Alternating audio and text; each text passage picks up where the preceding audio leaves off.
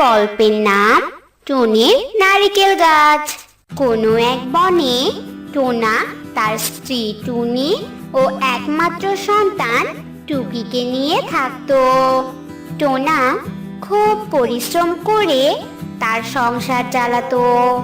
সে পাইকারের কাছে নারকেল ক্রয় করে বাজারে গিয়ে খুচরা দামে বিক্রি করত।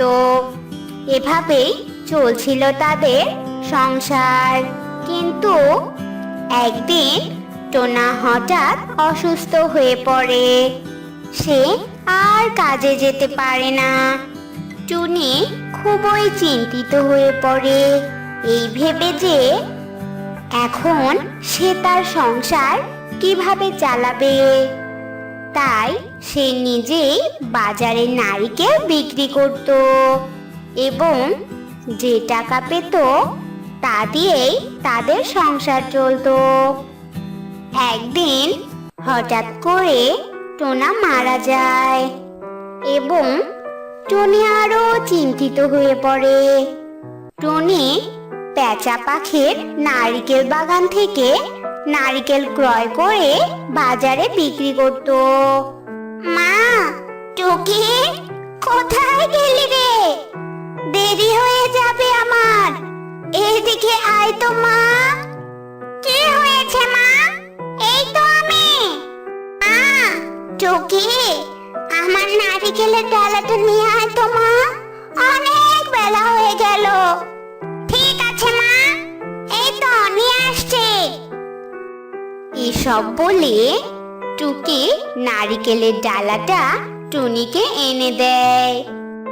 মা, টুকি, তোর কি লাগবে মা? আমি তোর জন্য কি নিয়ে আসবো বল। না মা, আমার কিচ্ছু লাগবে না, তুমি যাও মা, অনেক বেলা হয়ে গেল।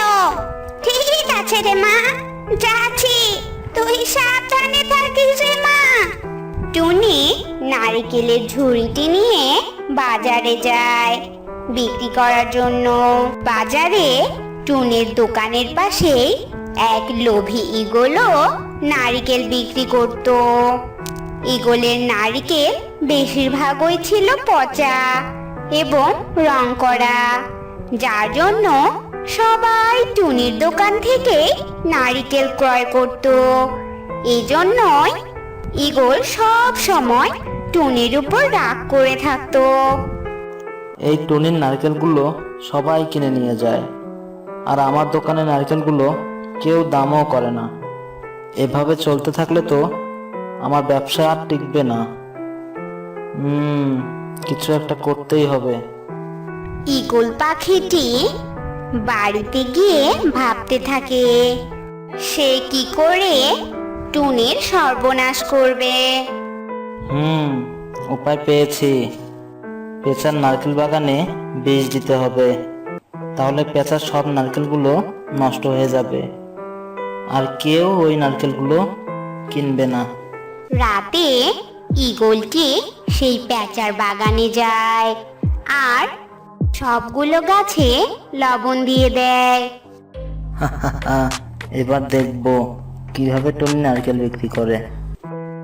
পরের দিন পেঁচা যখন তার নারকেল বাগানে আসে, সে দেখতে পায় তার সব কয়েকটা নারকেল গাছ মারা গেছে। একটাও গাছ ভালো নেই।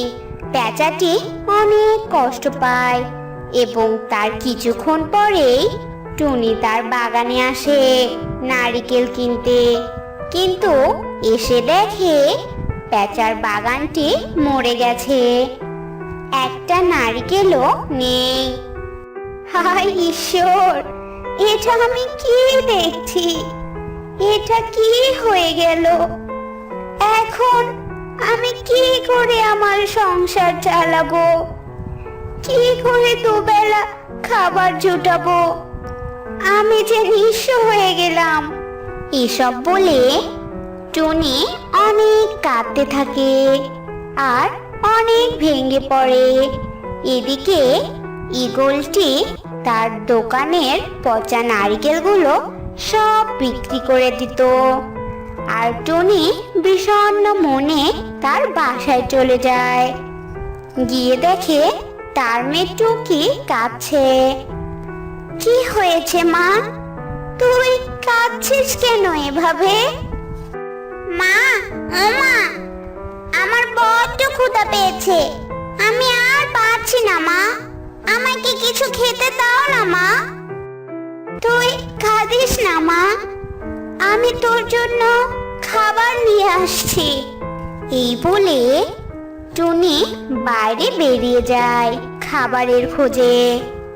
আর অনেক জায়গায় খাবার খুঁজে বেড়ায়, কিন্তু কোথাও কোনো খাবার পায় না। সে অনেক ক্লান্ত হয়ে পড়ে এবং একটু বিশ্রামের জন্য একটা গাছের নিচে বসে পড়ে আর বলে, হায় ঈশ্বর, তুমি আমার আর কত পরীক্ষা নেবে? মেয়েটার জন্য কখন থেকে খাবার খুঁজছি, কিন্তু কোথাও কোনো খাবার পাচ্ছি না। এরকম চললে তো মেয়েটা আমার না খেতে পেয়ে মরে যাবে। তুমি কি কিচ্ছু একটা উপায় বের করে দিবে না ঈশ্বর? এসব বলতে বলতে হঠাৎ সেখানে একটি সন্ন্যাসী পেঁচা চলে আসে। আর সন্ন্যাসীকে দেখে টুনি ভয় পেয়ে যায়। কে তুমি? ভয় পেও না মা, আমি তোমার কোনো ক্ষতি করব না। তুমি এখানে বসে কাঁদছো কেন? কি হয়েছে তোমার? আমাকে খুলে বলো মা। তখন টুনি তার সমস্ত কষ্টের কথা পেঁচা সন্ন্যাসীকে খুলে বলে। আর সব শুনে সন্ন্যাসী একটা ফলের বীজ টুনিকে দিয়ে দেয় আর বলে, এই নাও, এই বীজটি তুমি তোমার কাছে রাখো। আর এই বীজটি নিয়ে গিয়ে বাসার সামনে গিয়ে যে ফলের নাম নিয়ে রোপণ করবে, বীজটি থেকে সেই ফলের গাছ বের হবে। আর সেটা দিয়ে তুমি সারা জীবন তোমার সংসার চালাতে পারবে, তোমার আর কোনো কষ্ট থাকবে না। এই কথা বলে সন্ন্যাসী কোথায় যেন হারিয়ে যায়। তা দেখে টুনি অনেক অবাক হয়ে যায় আর সে বীজটি নিয়ে তার বাসায় চলে যায় এবং বাসায় গিয়ে তার মেয়েকে তার সাথে ঘটে যাওয়া সমস্ত ঘটনা খুলে বলে এবং তারা মা মেয়ে মিলে বীজটি রোপণ করে। আর পরদিন সকালে ঘুম থেকে উঠে দেখে, টুকি, মা, টুকি, এই দেখ, বৃষ্টি থেকে কত বড় নারকেল গাছ হয়েছে আর তাতে কত নারকেল ধরেছে। আমাদের আর কোনো অভাব থাকলো না রে মা।